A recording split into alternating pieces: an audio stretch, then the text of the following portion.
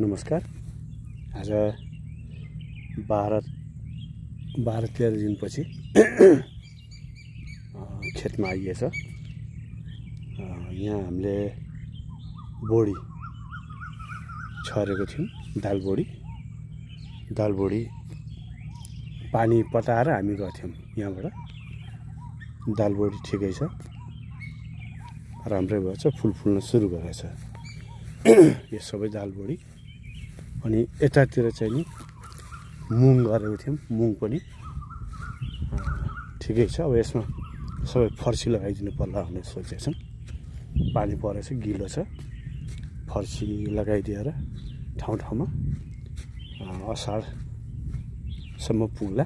त्यसपछि उरुद छरिदिनु पर्ला भन्ने चाहिँ भइरहेछ। यो कसले ट्र्याक्टर लिएर आएको छ। अनि बोडी दाल बोडी राम्रो छ। अब यो भयो। अनि यतातिर झरेको तोरीहरू पनि फुलेछ। यसमा हामीले मुङ लगाएको छौँ। अनि फर्सी पनि थियो यसमा। फर्सी कत्रो भयो एकचोटि हेर्नुपर्ने छ। फेरि आफै पनि उम्रिरहेछ अरू फर्सी ठाउँ ठाउँमा आफै फर्सी उम्रेछ।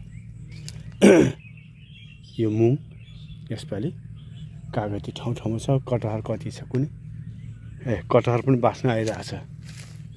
कटहर पनि छ, सानो सानो कटहरहरू थुप्रो कटहर पनि भएको छ।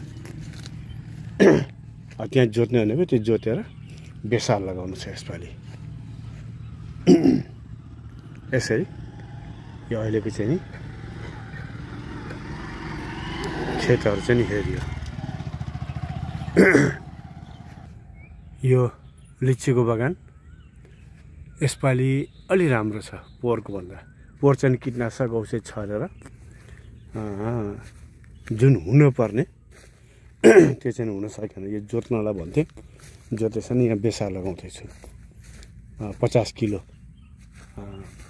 किनिसकेछु। 50 किलो फेरि ल्याएर यो सबै मलै हो। यो एकचोटि फेरि जोत्न लगाएर यसलाई यहाँ चाहिँ नि लिची यसमा त देखिएन। यहाँ छ लिची, त्यति साह्रो त होइन, छल्नै छ त त्यति साह्रो राम्रो चाहिँ नि देखिएन। एकचोटि प्रुनिङ गर्नुपर्छ यसको माथि यो सब काटेर नयाँ किसिमको चाहिँ बनाउनु, हाँगा आओस् भनेर बनाउनु पर्नेछ।